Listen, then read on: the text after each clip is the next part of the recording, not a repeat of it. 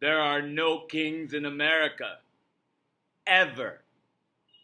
Today, the people showed Donald's fascist regime that there are no kings and tyrants and fascists in America, and the people are not with Donald Trump's regime.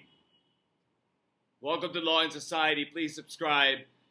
And let's talk a little bit about what happened. A more perfect union does not strive for perfection.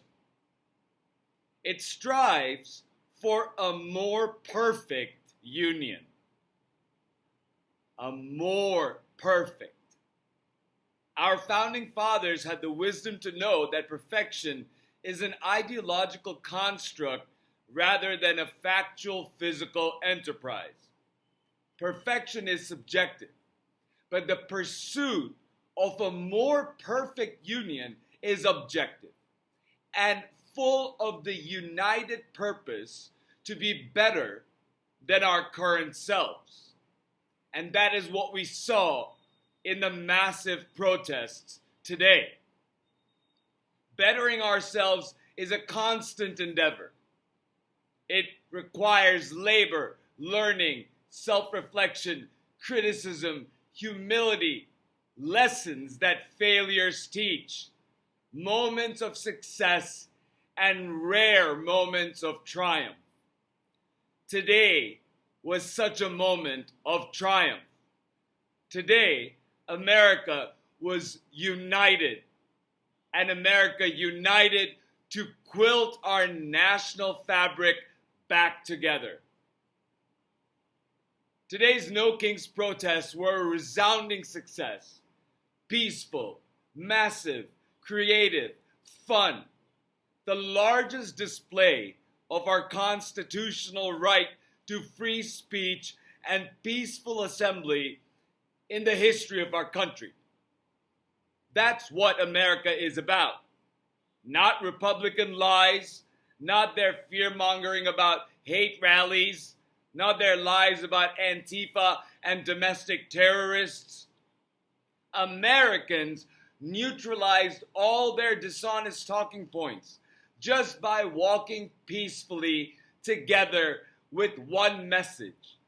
In America, we don't have kings or tyrants who behave like kings.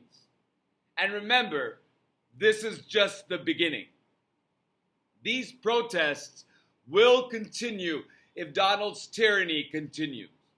From extrajudicial killings in international waters to disappearing citizens without due process of law, to disenfranchising people and giving them no due process of law, even if they're not citizens, but they are lawful residents of the United States.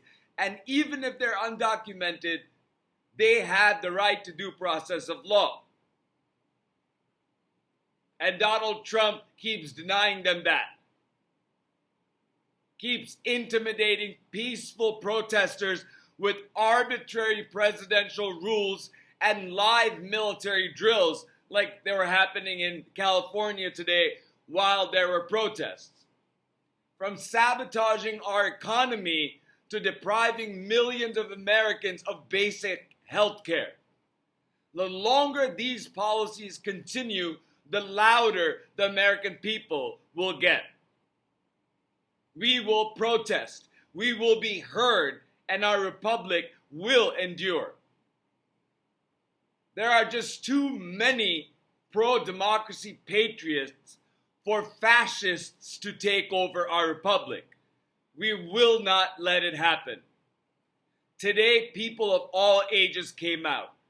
Protests spilled over into an international movement because America is that important to the world order, and our allies see that our republic is currently under attack from within.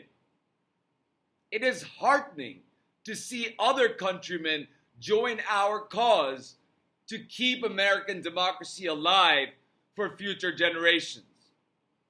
Young people joined, for whom today was a renewal of the promise of America. Old people joined who fought and defeated fascism during World War II. Families with children, advocacy groups with their flags and inflatable frogs and other animals. We all joined our voices to keep our republic. We brought joy, creativity, and peace to our streets. Millions marched for peace and the preservation of our republic. Millions. And we did not have one incident of violence anywhere in the country. Protests like this are rare and extremely powerful when used against tyrannical regimes. Not one violent incident happened. Compare that to January 6, 2021. 140 plus injured officers, 5 dead as a result of it, and 1 insurrectionist dead as a result of it. But today, over 7 million Americans came out, and there have been no arrests made. There has been no violence whatsoever. There's been no hate, as Mike Johnson kept on egging and MAGA kept on trying to misbrand and spread disinformation about peaceful protests. Republicans have a lot to think about. If these protests persist, this is the public sentiment going into the 2026 midterms. Even the most gerrymandered maps won't help Republicans win congressional majority. The GOP has a lot to consider in light of these protests.